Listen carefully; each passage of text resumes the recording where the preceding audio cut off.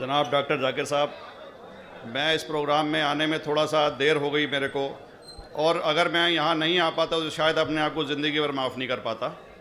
आगरा की सरजमी पर आके आपने ये जो रोशनाई जगाई है, ये वाकई में हम तो उस अल्लाह ताला से दुआ करेंगे। जी हाँ। अल्लाह ताला से दुआ करेंगे कि आप जैसे 10-20 और नेक दिल और इतने पढ़े लिखे, इतने इंटेलेक्चुअल आदमी और पैदा करें, जिससे कि जाके आप भारत का कोना कोना, देश का कोना कोना रोशन करें। तहे दिल से स्वागत आपका। मेरा एक छोटा सा सवाल से पहले थोड़ा सा, एक हमारे भी गुरु ग्रंथ साहब के अंदर गुरु नानक साहब ने पूरी दुनिया का चक्कर लगाया, जिसके अंदर मक्का मदीना भी शामिल है। और जैसा कि एक सवाल इससे पहले हो चुका है कि गैर मुस्लिम जो है मक्का मदीना में अलाउड नहीं, या वहाँ का कैंटोनमेंट जो है अलाउ परमिशन नहीं देता। मगर ये तो तय है, आप मानते हैं, इस्लाम मानता है, हम मानते हैं, हमारे ग्रंथों के अंदर दर्ज है। गुरु नानक साहब के 2 चेले थे, एक बाला और एक मर्दाना, एक हिंदू और एक मुस्लिम। मर्दाना की बहुत ख्वाहिश थी कि मुसलमान जब तक पूरा मुसलमान नहीं कहलाने का हकदार, जब तक कि वो काबा का दर्शन ना कराए, तो गुरु नानक साहब उसको लेके और काबा गए। हमारे ग्रंथ के अंदर जो दर्ज है कि जब वो वहाँ पहुँचे, उन दिनों बहुत लंबा ये किस्सा है, 1 साल लगता था, और वो रूट सारा उसका वर्णन है। और वहाँ जब मक्का, जो मस्जिद के बाहर साथ ही एक दीवार थी, जहाँ पर के भारत के जो मुसलमान दर्शन करने जाते थे काबा के, वो उनको वहाँ ठहराया जाता था। वहाँ की देखभाल जो करता था वो मुल्ला जीवन करता था। जब गुरु नानक साहब अपने चेलों के साथ में वहाँ पर पड़े थे, तो सुबह जब मुल्ला जीवन वहाँ की सफाई करने के लिए आया, तो उसने देखा गुरु नानक साहब के जो पैर थे वो काबा की तरफ थे। वो गुस्से में चिल्लाया कि ये कौन काफिर है जो कि काबा की तरफ पैर करके पड़ा है, और उसने गुस्से के अंदर आके उनके पैरों को झटका दिया, दूसरी तरफ किया।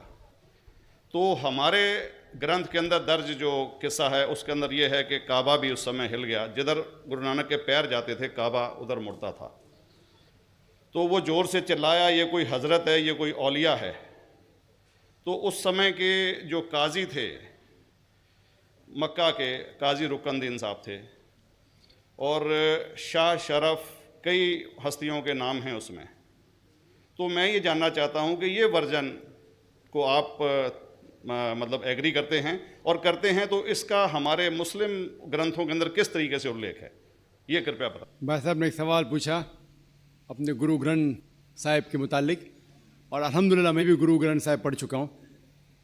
और जिस तरीके से, क्योंकि वक्त मुख्तसर सा होने की वजह से मुझे वक्त नहीं मिला कि गुरु ग्रंथ को भी कोट करूं। आपका सवाल का जवाब देने के पहले मैं आपसे ज़्यादा चाहूँगा कि इवन गुरु ग्रंथ की किताब पढ़ेंगे आप, ग्रंथ जिसे अधिग्रंथ कहते हैं, और कोई सिख से पूछेंगे कि खुदा का तसव्वुर क्या है, सबसे बेहतरीन जवाब कोई सिख दे सकेगा, वो आपको कोट करेंगे जापू जी, जो गुरु ग्रंथ साहिब अधिग्रंथ के सबसे पहले चैप्टर है, सबसे पहला श्लोक, जिसके कहते हैं जापू जी। इसके मानी है कि God is true, he is only one, he is not begotten and is free from fear and want. क्योंकि मैंने अंग्रेजी में पढ़ा हूँ, इसलिए मैं अंग्रेजी में उसे कह रहा हूँ कि खुदा एक ही है, वो हक है, और वो ना किसी को जना है ना किसी को जनेगा, और वो इमॉर्टल है, ना कभी मर सकता है। और इसको सिखिज्म में जो खुदा को कहते हैं Omkara, in manifest form he is Omkara, and unmanifest form he is एक ओमकारा। और कई इसके एट्रीब्यूट्स है, मिसाल के तौर पे परवरदिगार, अकल, और उसे रहीम कहा गया है, Wahe Guru as one God कहा गया है, और it is strictly against idol worship and अवतारवादा। भाई साहब का सवाल था कि उनने ग्रंथ में पढ़ा कि गुरु नानक साहब मक्का के, और उनका पैर काबा की तरफ था, और कोई मौलवी ने पैर को हिलाए और काबा हिल गया।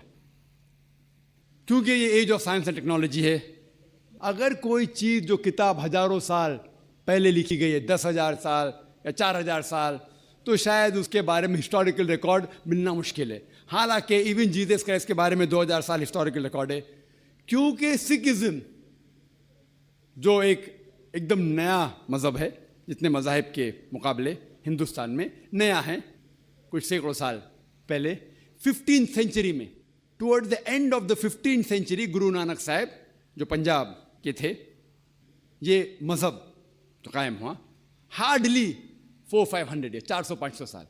और अगर ये मान लो, सपोज मिसाल के तौर पे मान लो, मैं क्यों कह रहा हूं कि मैं नहीं चाहता हूं किसी को बुरा लगे, मान लो ये सच है, मान लो अगर 400-500 साल पहले अगर ये होता था कि काबा इधर से उधर हिल जाता था, तो हिस्टोरिकल रिकॉर्ड में बिल्कुल लिखा होता था। और कई हिस्टोरिकल रिकॉर्ड में ये नहीं कि काबा हिला इधर उधर, कई हिस्टोरिकल रिकॉर्ड आप देखेंगे। हिस्ट्री इतनी अल्हम्दुलिल्लाह 800-900 साल पहले, 1000 साल पहले जो मुगल ने किए, बिल्कुल लिखा हुआ हिस्टोरिकल रिकॉर्ड में।